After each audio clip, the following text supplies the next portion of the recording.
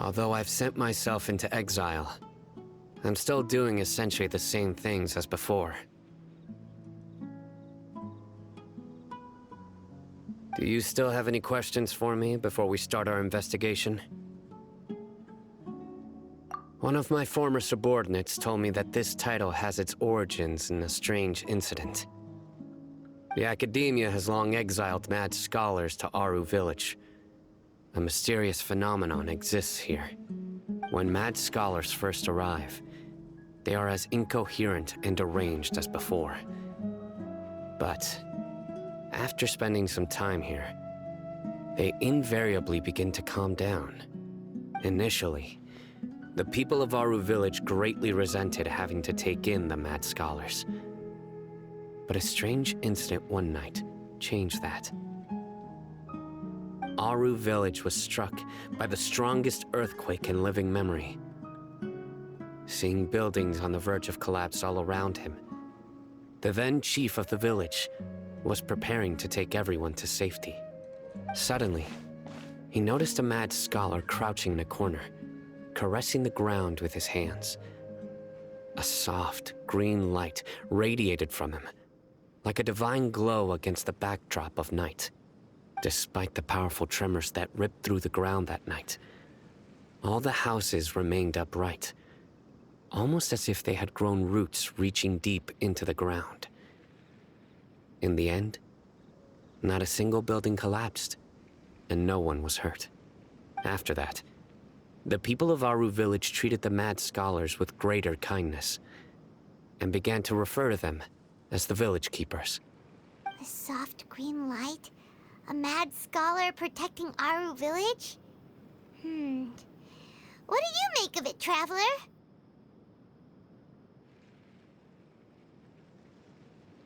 Paimon thinks so too. Actually, Sino, do you know if any of the mad scholars continued to wear their Akasha terminals at Aru Village? In theory, they would continue wearing them so the Academia could still monitor their activities. With that said, the main Akasha system would no longer have any interaction with them. Oh, no wonder! Everything makes sense then! Add in the fact that they calmed down, it was probably Nahida who calmed them. If you are able to draw a conclusion from this one story alone, then it appears you possess much more information than I do. So, what do you make of the story?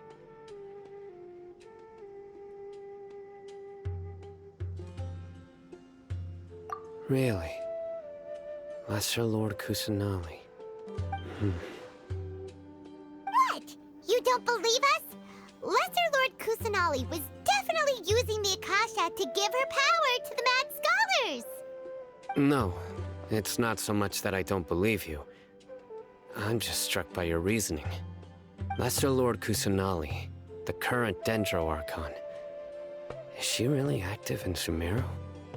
The Academia has always placed far greater importance on the late Greater Lord Rukkhadevata. They've more or less ignored Lesser Lord Kusanali, and I've never had any reason to doubt their views. In addition, I've never heard any stories about Lesser Lord Kusanali and her deeds. To me, she might as well have been a god that never existed.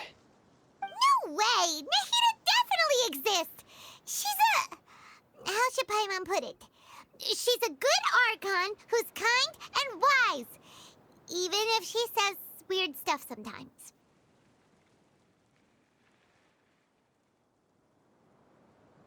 I've spent many years interrogating criminals, so I can easily tell when someone is lying. Good! Then you should know that we're telling the truth! That look in your eyes. I've never seen that from a liar. You two really must have met Lesser Lord Kusanali. How can this be? To think, our Archon has been amongst us this entire time. Alright, now it's our turn to put our skills to good use for this investigation. But easier said than done, especially since we don't have any leads. Maybe we can start by knocking on some doors. Excuse me, are you here to help me find my grandpa? Huh? Who are you? By the sounds of it, a resident of this village. My name is Isak. You'll help me find my grandpa, right? Is your grandpa a mad scholar? Hey, don't say that. Grandpa is just Grandpa. Why do you have to call him that? It's not like he's a bad person or anything. The person you're referring to is not a local, yet you are. Why do you call him Grandpa? Grandpa is just Grandpa. He's my family. I heard everything you said to the village chief. Please, you gotta take me with you. I want to find my grandpa. I swear I'll help. I won't be a nuisance.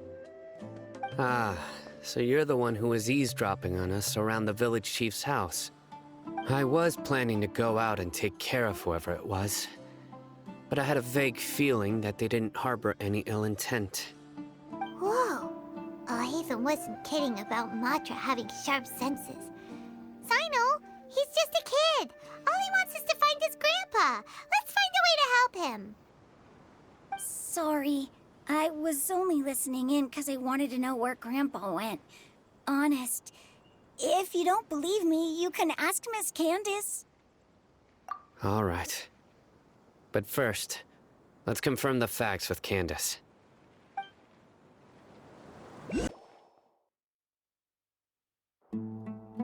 Sino is super vigilant. Is this what all the Matra are like? Ah, you're back already. We just wanted to confirm something with you. Do you know a boy by the name of Isak? I had a feeling he'd go looking for you. Huh? You knew this would happen? Yes. Although he tried his best to stay hidden, I still noticed him eavesdropping outside the window. He really wants to get his grandfather back. Isak's parents were both Aramite mercenaries who rarely returned to the village after finding employment in the city. He was raised by his grandfather. Unfortunately, it was only a few years before his grandpa passed away. Isak was still very young at the time, so various families in the village took turns caring for him so he could survive. Later, an elderly mad scholar arrived at the village. Isak thought the scholar bore a striking resemblance to his grandfather, and thus often spied on the man. However, the scholar was unkempt in appearance and incoherent in speech. Although Isak referred to the man as his grandpa, he was afraid and didn't dare to approach him. One summer night, the oft mumbling and bumbling grandpa suddenly calmed down and seemed to become more lucid. He even noticed Isak hiding in the distance. So Grandpa walked up to Isak and patted him on the head. He even took Isak to the entrance of the village, where he patiently taught the boy the names of the stars, and accompanied Isak until he fell asleep. The next morning, Isak woke up and wanted to go find his grandpa again, only to realize his grandpa no longer recognized him. However, even so, Grandpa retained his calm expression. It's said that those who saw the scholar claimed he no longer appeared to be crazy, but appeared to be living in his own world, almost as if he were sleepwalking.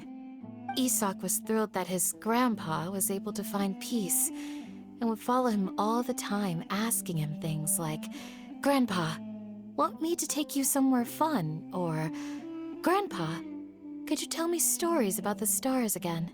All this somehow just makes Paimon feel really sad. It seems like they both deserve so much better. Perhaps. Nearly everyone who lives in the desert has some form of hardship or regret. But even so, we must still continue on with our lives. It's also my reason for fighting. I must continue to protect this land.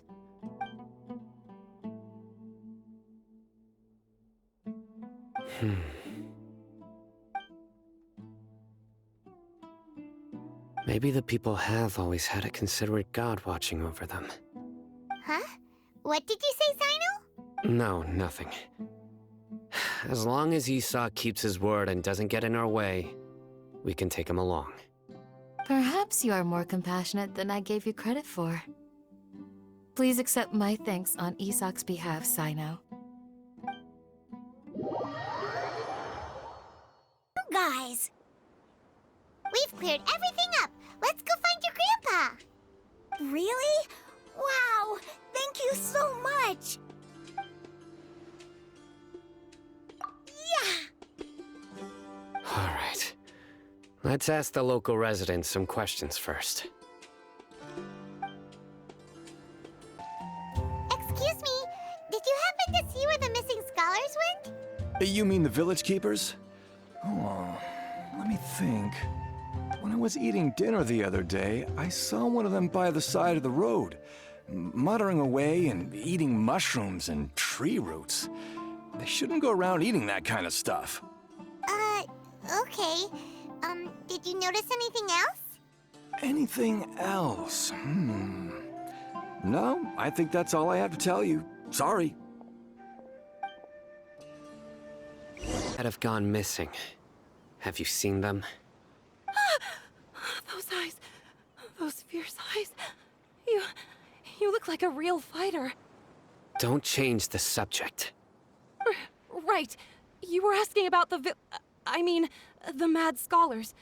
I think it's been a few days since I last saw them. I usually go to bed pretty early, so I'm not too familiar with what goes on at night.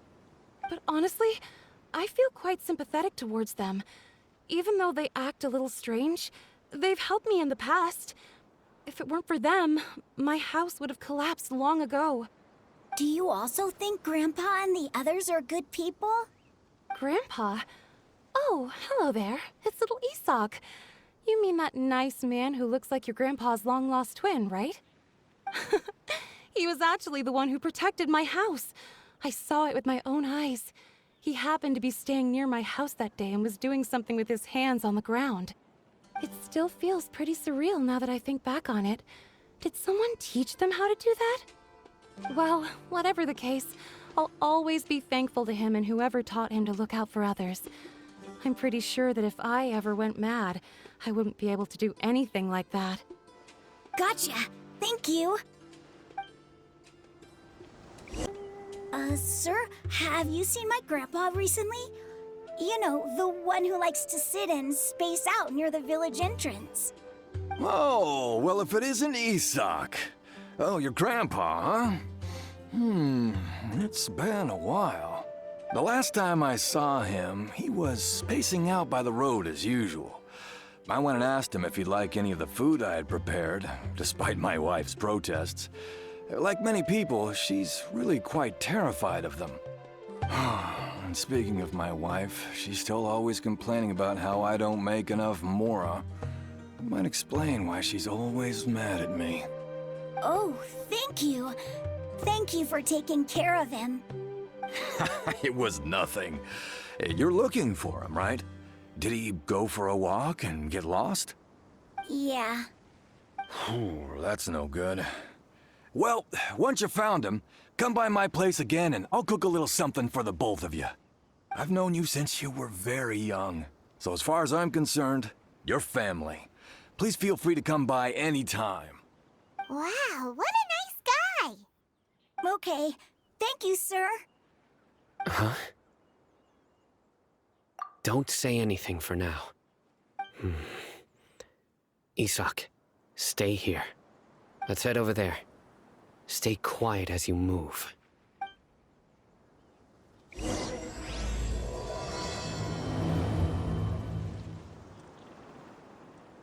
the Aramites and embrace a wonderful new life.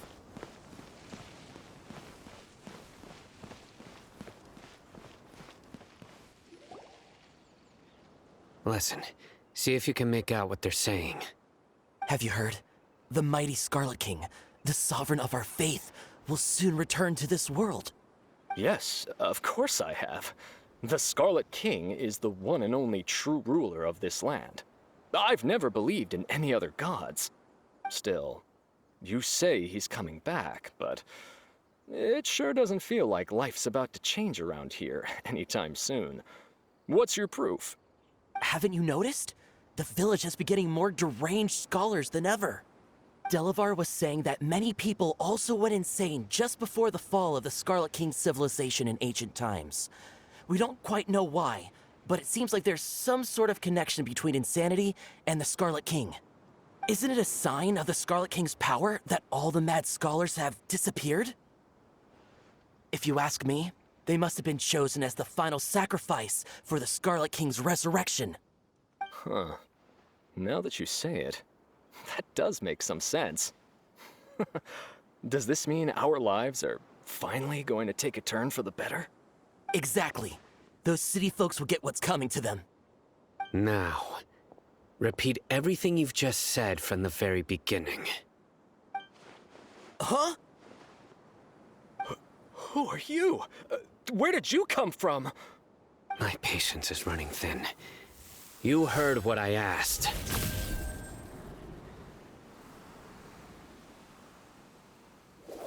Yeah, bro, this guy's something else. Just look at his eyes. One wrong move, and he's gonna flay us alive. Let's not get on his bad side, okay? I am no match for this guy. Oh, okay, good sir. What is it you would like to know? Tell me about the Scarlet King's resurrection. Well, I only know a few things from hearsay. I went for a drink the other day and heard others talking about a rumor that the madmen will disappear, and that the Scarlet King will return to this land.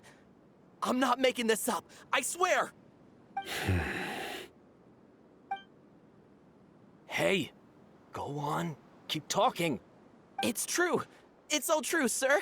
We desert folk have had more than enough of those people at the academia. They keep sending us all their mad scholars and won't let us have a good life. Would you want to live like this if you were in our place? The radicals were even more thrilled than me when they heard the news.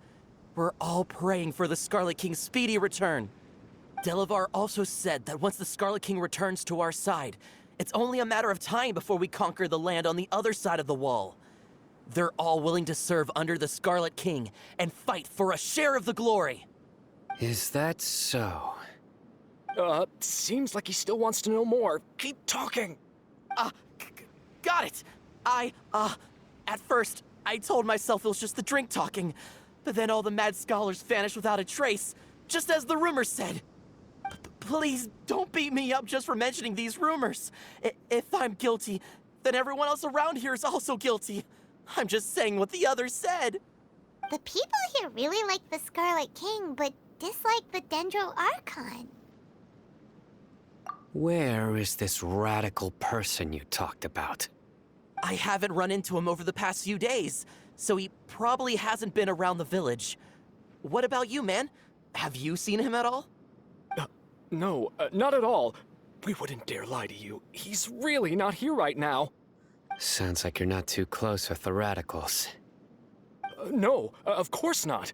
All we know are their names. I have many ways to stop you from talking. And many others to stop you from sending warning messages. So you'd best just stay home and hope I don't hear of you trying to contact anybody. Don't do anything until I've gotten to the bottom of this. Try something foolish, and even Candace won't be able to protect you. Yes, got it. We'll do just as you say. That scared Paimon half to death. Sino is pretty terrifying. He didn't try to reassure us at all. It's like he's used to hearing that. Oh, Paimon bets lots of people have told him that before. I heard that. Sorry. It's part of being a Matra. The rumor we heard just now seems like a strong lead. But we need to check a few more places. Very well. Isak! I'm here. Where's your grandpa's house? Well, I can take you there. Just follow me. There sure isn't much here. No. Incense? Please don't say it's the same one as before. But are you okay? Are you getting dizzy or need to lie down? There's a scent that you can sense, but I can't. A certain traveler here once passed out from that smell. Thankfully, Tainari saved the day. And then he gave us a long lecture to explain all about how it worked. So, you know Tainari? Huh? You know him too? Are you two friends? Yes. Now that I concentrate, I can also make out the scent of incense. Wait, surely Tainari didn't lecture you too. No, no need. Did you first encounter this scent at Tainari's house? In the forest. From a scholar.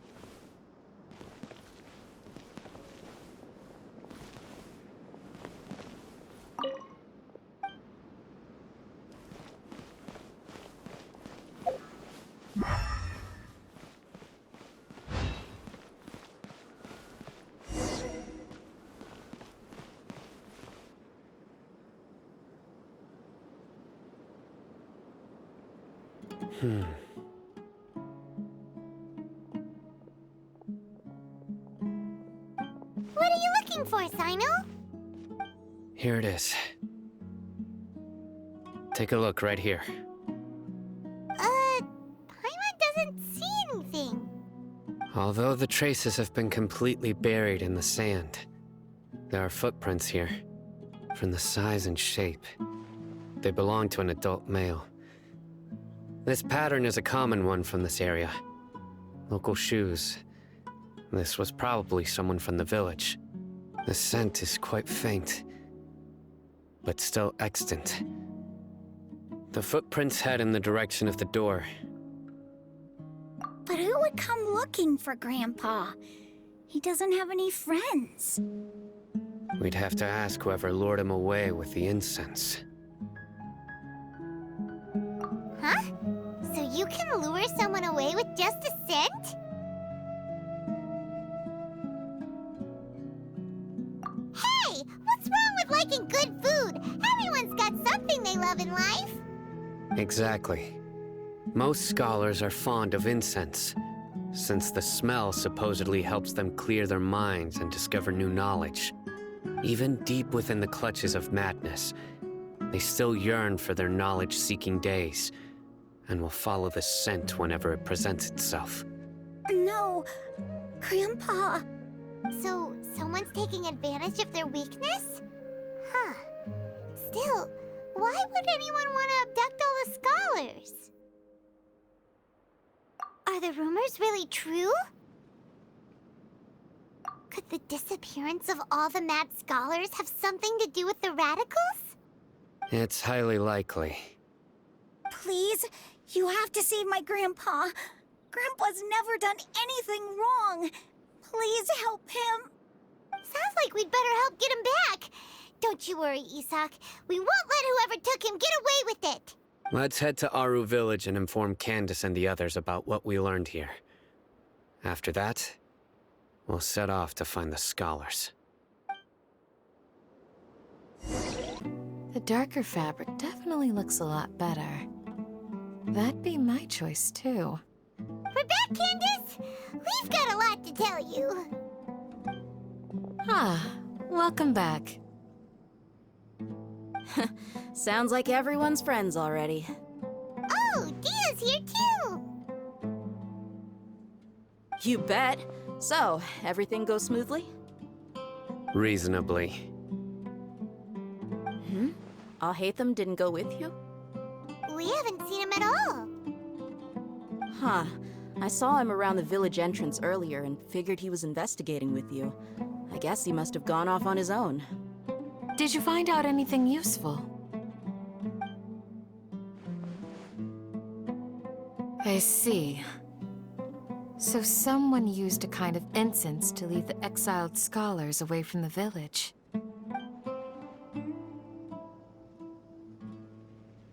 The resurrection of the Scarlet King? First I've heard of it. Far as I know, the kind of incense you just mentioned is only popular beyond the wall. Scholars are fond of it, but as you can see, there aren't many scholars still studying around these parts. No seller would be able to make a profit here. Not to mention, making incense is a labor-intensive process. You won't see anybody in the desert with the patience to make or sell something that requires that kind of effort. It seems someone from beyond the wall must have been supporting this. Makes sense. So what should we do then? Do we go back to the academia and search for leads there? If it was any other day, that would be your next logical step. But today, you've got me on your team, so you get an extra tip.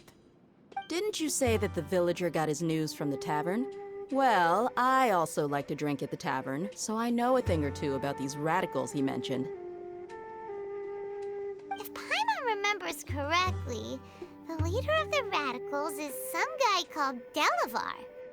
Ah, yeah. Delavar, the scar-riddled bandit, Engur, the wide-eyed butcher, and Jabari, the duck-tailed bearded crook. The whole lot of them are known around these parts. These guys have one thing in common, and that's being broke. The rougher life gets, the more they want to believe in the Scarlet King. Way they see it, the Scarlet King's resurrection is their only chance at overthrowing the academia. Throwing all of Sumeru into chaos is the only way to change the way of life here in the desert.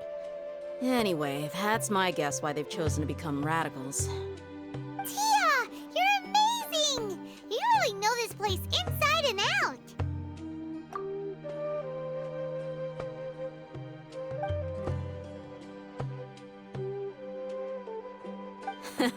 No merc can afford to slack off on gathering intelligence. Every mora I've spent in the tavern has been a valuable investment. Let's head out. Now hold on, you're staying right here, Sino. Why? Aru Village is not a big place. Outsiders stand out here like a sore thumb. I'd bet word about you has already gotten out. The desert is unforgiving, so the way of life here is also a lot tougher than on the outside of the wall. You survive on making connections out here. Compared to you, mercs like me are just third-rate amateurs. I've got no actual fighting skills to speak of. But that also makes it a whole lot easier for me to gain the locals' trust. I need to go around and ask some questions, but it'll be difficult if you're with me. Fine. Good. Then we've got a plan. The Traveler and Paimon will go to Caravan Rebot with me, and we'll try our best to figure out where the mad scholars have been taken. Sino, you'll have to stay in the village and continue investigating on your own.